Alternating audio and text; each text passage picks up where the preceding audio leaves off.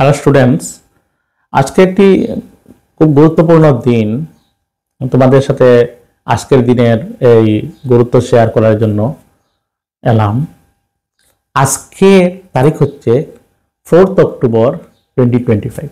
তোমরা শুনলে অবাক হবে, আজ থেকে ঠিক 68 বছর আগে 4 অক্টোবর 1957 এই দিনটি ছিল মানব সভ্যতার ইতিহাসে এক স্মরণীয় দিন। তার কারণ কি? আমরা স্কুলে পড়েছি প্রথম কৃত্রিম উপগ্রহের নাম কি যা মহাকাশে পাঠানো হয়েছিল। উত্তর আমরা শিখেছি স্পুটনিক 1, রাশিয়া পাঠিয়েছিল। তো আজ থেকে ঠিক 68 বছর আগে 4 অক্টোবর 1957 এই তারিখে রাশিয়া কাজাখস্তানের বাইনকুর কসমোড্রোম থেকে স্পুটনিক 1 উপগ্রহটি মহাকাশে প্রেরণ করেছিল, তা লঞ্চ করেছিল, এবং সেই দিনটি ছিল মানব সভ্যতার মহাকাশ অভিযানের প্রথম পদক্ষেপ।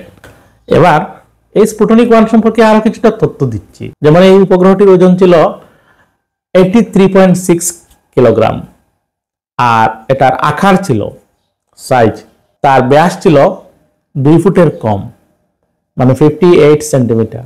58 সেন্টিমিটার ব্যাসের একটি দাতবীয় যান যাহার ওজন ছিল 83.6 কিলোগ্রাম 1957 4 অক্টোবর তারিখে কাজাখস্তানের বাইনকুর কসমোড্রোম থেকে প্রথমবারের মতো মহাকাশে গিয়েছিল।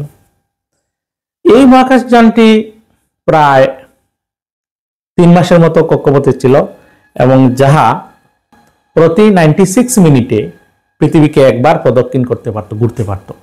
কিন্তু এই উপগ্রহটি কতদিন ছিল কক্ষপথে?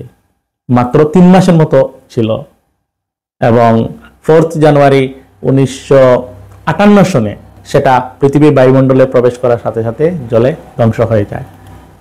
তো যদিও ওই 3 মাসের জন্য মহাকাশে ছিল, কিন্তু সেটা ছিল তার সভ্যতার বিকাশের ক্ষেত্রে একটা বিরাট পদক্ষেপ, এবং যার ফলে রাশিয়া আর আমেরিকার মধ্যে এই মহাকাশ অভিযান নিয়ে কম্পিটিশন বেড়ে গিয়েছিল। তার 1 মাসের মধ্যে লাইকা নামক একটি কুকুর নিয়ে স্পুটনিক 2 মহাকাশে গিয়েছিল, এবং এই লাইকা ছিল পৃথিবীর প্রথম মহাকাশ যাত্রী। এবং এর 3 মাসের মধ্যে আমেরিকাও মহাকাশে কৃত্রিম উপগ্রহ পাঠাতে সক্ষম হয়েছিল, এবং আমেরিকার এই রকেটটির নাম ছিল এক্সপ্লোরার 1। যাই হোক, আজকের একটি বিশেষ দিনে এই কতগুলি তথ্য তোমাদের সঙ্গে শেয়ার করলাম। ধন্যবাদ।